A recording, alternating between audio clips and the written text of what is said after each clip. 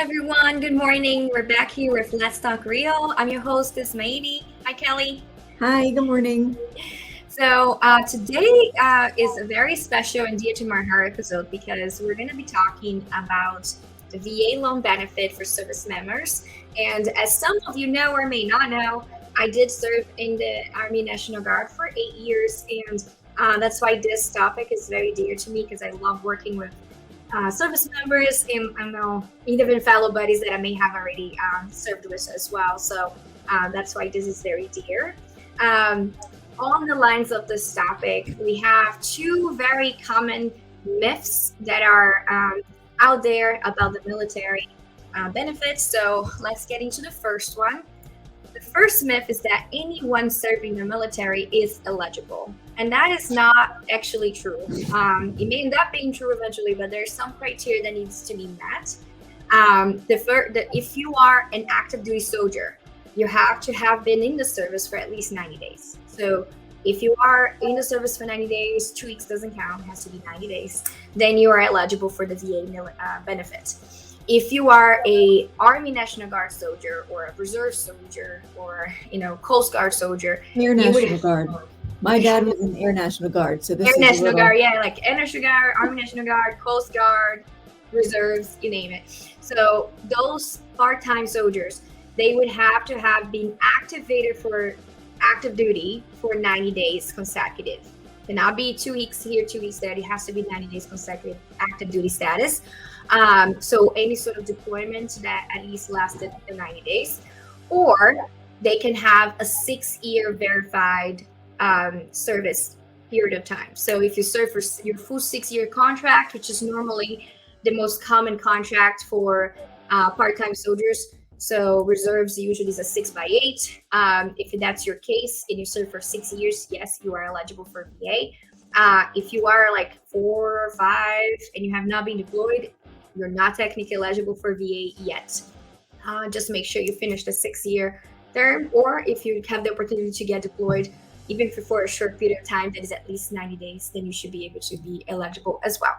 So that's the very first common myth that I see of service members soldiers coming to me. The second one, Kelly, is going to give you a little more insight.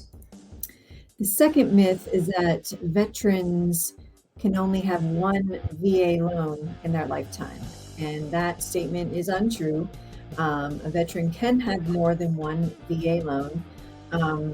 The first VA loan that they have would have to have been paid off, so that way their certificate of eligibility can be reinstated. I think there's a max as to how many, and I believe it is 3.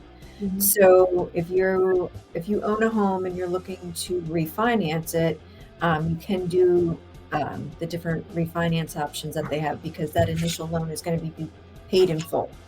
So I do have a friend of mine, he thought that was only eligible to have one, but he could have purchased his home or done his refinance doing another VA loan, because he actually, the home that he had initially bought with his VA loan, he paid it in full, and which reinstated his eligibility. So you can have more than one VA loan as a veteran.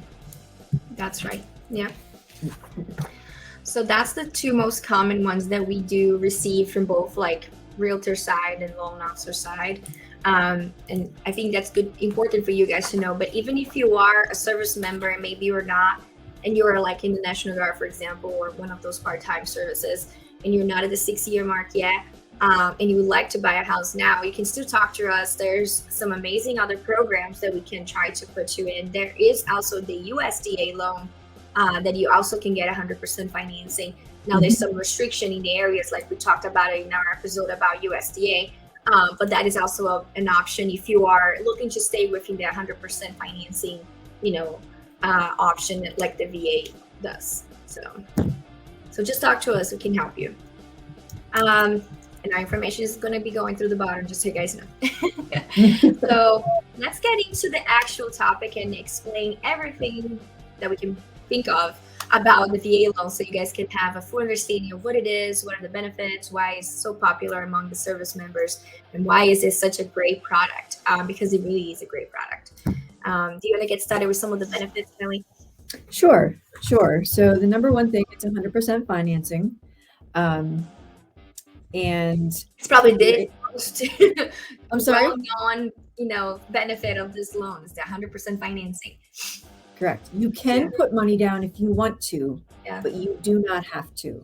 Yeah. So if your purchase price is 200,000, that is what your loan amount is. There's no down payment requirement. So that's the biggest thing. Yeah. There is no private mortgage insurance that That's you a have big to one pay too. monthly. That's also a big thing. Yeah. Um, Yeah, because we did explain about the PMI when we were talking about all the different types of loans and the costs of purchasing a home. And we explained that the PMI can be about, $100 to even sometimes $200 additional on a monthly payment. And they usually are applicable to pretty much every loan minus the VA when you are putting less than 20% money down. So that you're going to have some sort of PMI, which is what stands for primary mortgage. No, private mortgage insurance. Yeah. So that's what is added to your payment. So not having that on the VA and actually be financing 100%, it is definitely a huge plus because you're saving, like your monthly payment is automatically going to be lower than any other financing product out there. Correct. So you have a VA appraisal, which is safe, sound, and sanitary. So with the VA appraisal, there's certain things that have to be in particular. Maybe you can give a little bit more on that piece of it, 'cause I'm not totally familiar with that. A lot of people come to me and they're thinking that for VA loans, there are specific home types that qualify for it. And in a way that is true. But that really comes into my job of digging to see which properties will qualify for the VA loan. And then there's different things that the appraisers are going to be looking for that me knowing about it, I'm kind of like being proactive and searching for homes that meet the appraisal criteria. So we're not getting into any hiccups towards the end of the loan, right? End of the buying process, I mean. So the VA appraiser, he's going to be looking for a property that is pretty much moving ready. It cannot be just falling apart or be a big project kind of property. It has to be completely finished. So if there's unfinished areas in the home, that is automatically out of the picture. If the property has any sort of exposed rotten wood anywhere around the property or inside, that is a big no-no. So either the seller has to be willing to repair, or the buyer is going to have to figure out how to repair it before closing, which is not necessarily something that we are allowed to let the buyers do. So automatically that house also is going to be out of the picture. There's other more specific things. For example, if a house has a well on site, but the well happens to be closer than 100 meters to the property, that is not within the parameters for safety standards from the VA. So that house is going to be out of the picture too for buying purposes.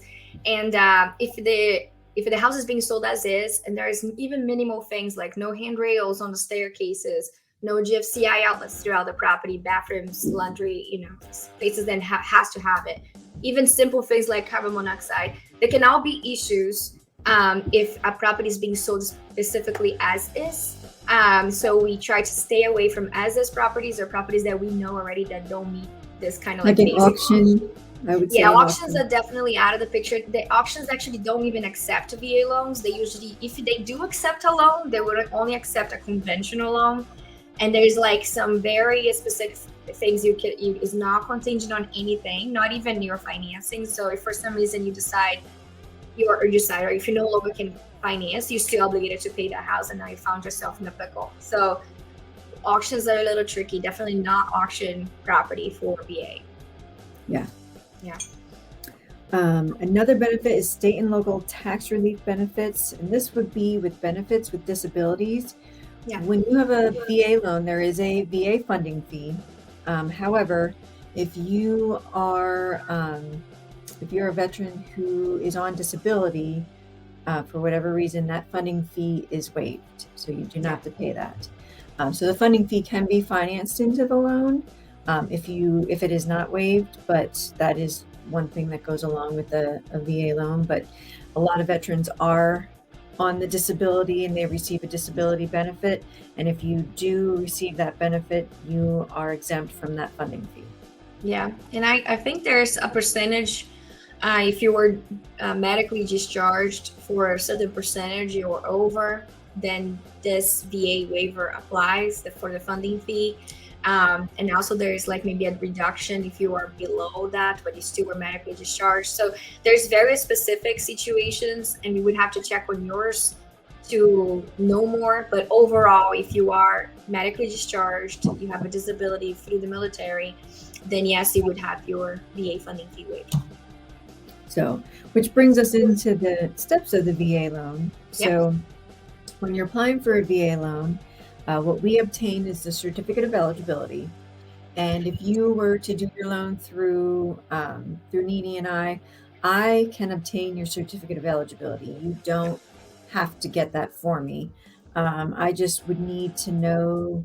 Sometimes I can get it with a date of birth and a social, but sometimes I may need a little bit more information, like your years of service, what unit you're in. I still will need to get that information for the application, but sometimes I think it's your DD 214. Is that what it is? Yeah, DD 214. Sometimes when I log into the VA site, it'll ask me for that. So, but I don't know what I need until I log in there and it tells me what I need to get. Most of the VA loans that I've done, it has given me the certificate right away, but yeah, it depends on, every veteran is different. And I did look it up. So when you are a National Guard, Reserves, Coast Guard, Air National Guard service member, and you never served active duty before, when you finish your 6 years, you technically don't receive a DD 214. Which you do receive, and I had to pick mine out because I couldn't remember, is a DD 1172. So, and they will use that to determine if you had the 6 required years of service. So when you are looking to, even considering using the VA benefit for a year from now or whatever time frame, you can actually be proactive and go on the e-benefits portal that we use for military services. If you're a soldier, you know what I'm talking about. And you can request your COE, your certificate of eligibility, right there and then. Even if you're not talking to me or Kelly or anybody else yet, you can still do that.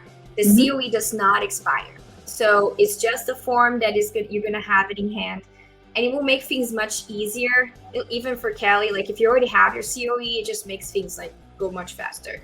So if you are that document tells us what the disability is, if you have a VA funding fee to pay, what the eligibility is. So yeah, that form does save a little bit of time. Yeah. So if you are able to do that now, like if you know you're meeting this requirements that we just talked about, you have either 6 years or 90 days of active duty, and you want to just have your COE ready to go, you can go ahead and request. It does not expire ever. It is just good to have, that way when you do need it, you have that in hand or save it somewhere on your computer. You just have to submit that to Kelly, and it will make things go much quicker on your pre-approval process. So just as an FYI, because it's pretty simple to request, and it may take close to a week. I remember when I requested mine, it was actually 10 days. So it can be fast and it can be pretty slow too, depending on what's going on the military side. So just keep that in mind. It's military time, not our time. So if you want to have it, it's better to just request it already and, wait for them to reach that for you. Yep. So the next step is getting a VA approval with a VA approved lender, which we are, because we have to do training in order to be able to work with VA loans. Yes. So that's your next step. And then once you have the VA approval, then they reach out to you to make sure they are looking at homes that are VA approved properties. And you kind of went into that a little bit when we were talking about the benefits of VA loan. Yeah. And if you guys have questions about like, would this house be a VA eligible property? The easiest way is really to go through the property and walk around to see what things are standing out. Having a realtor by your side that knows what you look for kind of helps. I know that sometimes some realtors don't have the knowledge of what to be looking for, and that's why I'm a mentor too, and I try to mentor my realtors so they know what to look out when they're working with a VA, a buyer, because we need to make sure that we're looking for those things, so we're not just kind of wasting the buyers, the service members' time. Because if they like a home that is not going to go VA, that's just wasting their time, and kind of, it's a process that is already emotional enough. We don't want to be seeing houses and falling in love with a house that you can afford, or that doesn't go VA. So that's why it's important to have someone that understands what they're looking for when you start, with your home buying process. Yep. So that kind of covers the steps, because then of course is the appraisal, and then you talked about the different requirements for the properties. Yeah, one thing that we can kind of explain as well is about the inspections. So different than other loan products, VA does have some required inspections that we have to do. The first one is the WDI, which is the wood destroying insects, or the commonly known termite inspection. That one is a requirement for any house. So any house that we're buying with VA loan has to have a termite inspection done to it. If the property has a well on site, then a water test is required, and it has to be a water test done with a VA required panel, which they are looking for very specific things, like some, I'm not going to know all the different types of things that they're looking for, but I know there's some specific guidelines that report has to hit. So there's a specific panel of the water treatment that they require to make sure that it goes VA. And if any of those, have come back with anything, then either the water has to be treated, or a new softener has to be installed, or maybe a new, that blue light thing to kind of treat the water has to be installed on the water system. So there's things that goes into it. And the location, like we mentioned before, of the well and the septic, if there's an on-site septic as well. Those are big things. So on a VA loan, those are the inspections that are required. The home inspection itself is still not required, but the termite and the water test and the location of the well and the septic are very important when you're buying a house with VA. Yep. Okay, so then the next is the eligibility, which you kind of went over. I'm not sure if you want to go over it in too depth, just because you kind of gave a lot of good information on that. Maybe talk about like the spouse of a veteran, if you're a surviving spouse. So that's good. Yeah. So we talked about the 90 days. That kind of goes across the board. So if you have 90 days of active duty status, you're eligible. No matter what kind of service you're doing, 90 days of active duty, you're good to go. It has to be actually activation of service. It cannot be training. Sometimes some soldiers go for a long time training, like 90 days training. That does not count. It has to be an actual deployment of 90 days plus, or active duty for 90 days, just regular active duty service, or the 6 credible years of a part-time soldier. So those are, we already kind of exhausted there. A spouse of a veteran can also be eligible to use the VA benefit, and they can be of a missing in action, a prisoner of war, or just a soldier that passed away that used to be a veteran, eligible veteran. The spouse is also eligible to obtain the COE and use the VA benefit. I think that's the only one that was outside of the soldier's eligibility, right? I think there was any. I think so. That I do have a question for you though. Yeah. Because in my notes I have, if you received anything other than honorable bad conduct or dishonorable discharge, you can try to apply for a discharge upgrade. Yes. So if a soldier was discharged from the service for something not so good to happen, like it does, we don't need to get in details of what, but there's different types of discharge. And if it's anything other than honorable, which is the one you serve your time and you're good to go, then you can try to appeal and request an upgrade of your discharge to see if there's any way they can review your case and maybe put you in an honorable status. That way you can qualify for VA at that point. So I've seen, even during my service, I've seen soldiers being dishonorably discharged for stealing an MRE during his service, during we're in the field. And it was like kids, kind of just playing games. So that kind of thing, you might be able to kind of try to appeal, because to lose a whole benefit because of something so silly, you know. So maybe, but it depends on what kind of discharge you got, what was the situation, and if it's Mhm. even something that can be appealed or not for an upgrade. So there's different situations there. I wondered that. I've Yeah. never come across any didn't that were dishonorably discharged, Yeah. so I didn't know the answer to that question. Yeah. And I So, mean, if you're medically discharged, that's a different type of discharge that is other than honorable. But that one is actually for an unfortunate reason, but you actually gain more benefits, like we explained, where you don't have to pay the funding fee for the mhm, VA, and you receive an actual stipend, even monthly, from the military, depending yeah, on what type of discharge, how there's a percentage that they give you. So if you get more than 60 or something like that, I can't remember the details, but yes. I so know that's a different type. But yeah. my brother-in-law was, I don't know if he was considered discharged, but he actually had a brain aneurysm due to Oh like wow. stress. I think it was due to stress and PTSD. Don't quote me on that because I don't know that for sure.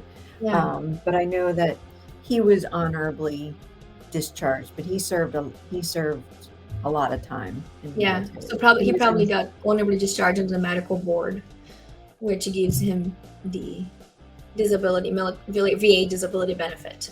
Yeah, he was in Yeah. the Army. I don't know if he was Army National Guard or Army, but he was in the Army. Gotcha. Um, Well, so thank you for next, his service. what's that? Thanks for his service. Yes, Yeah. yes.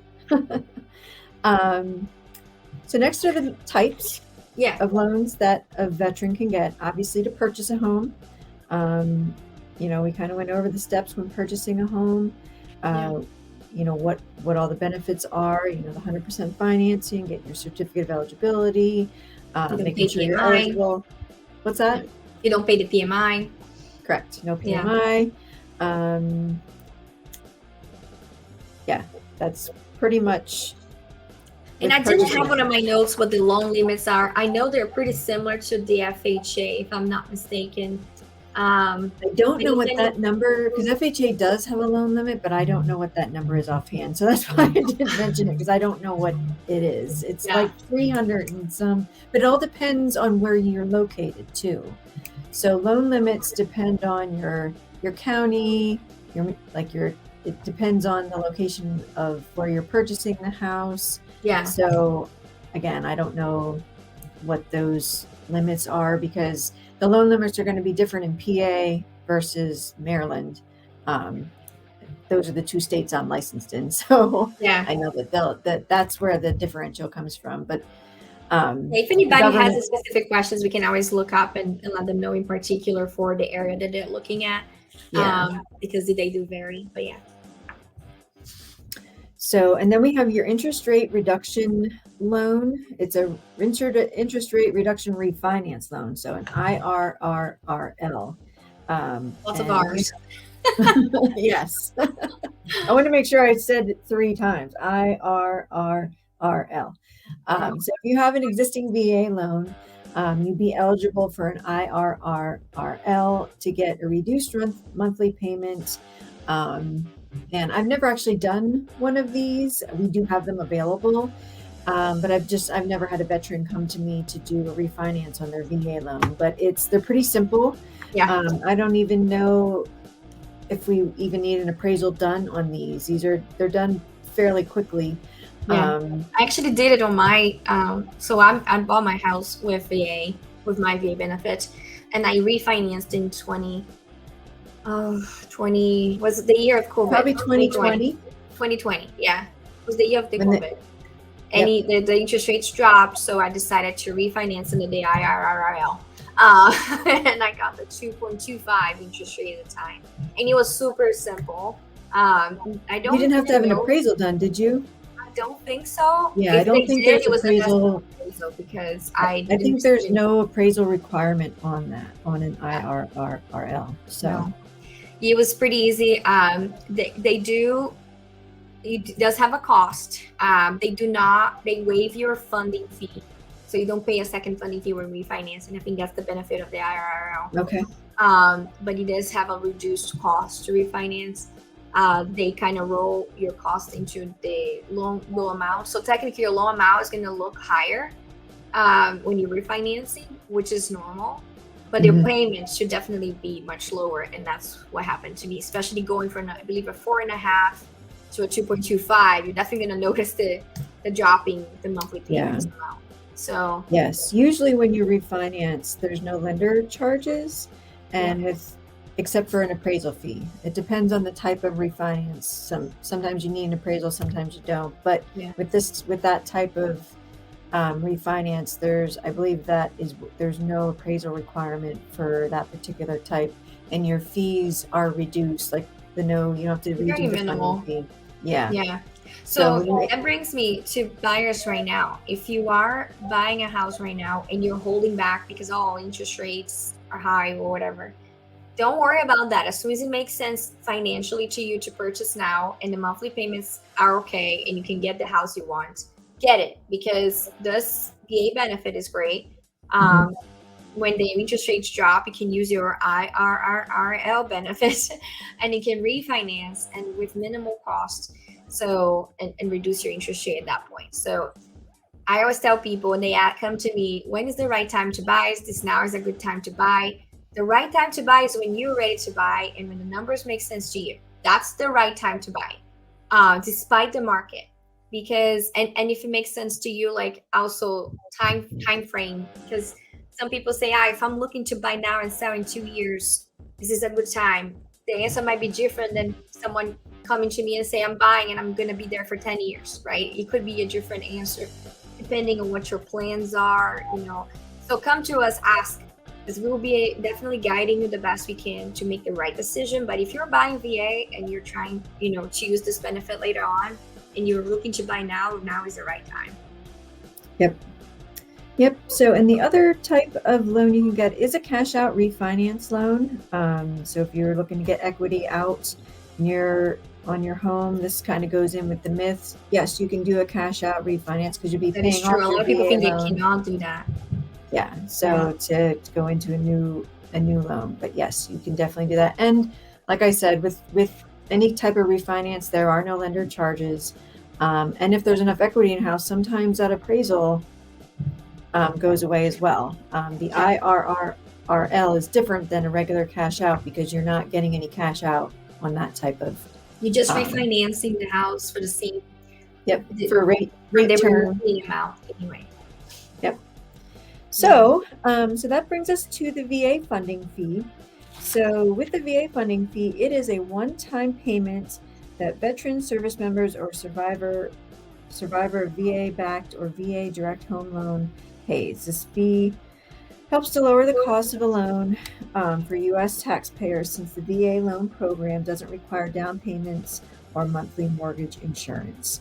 So that's where you can, if you have to pay a VA funding fee, it does get financed into your loan. So you do have that little bit of extra payment in your loan, but it's not anywhere near what a PMI would be. Yes.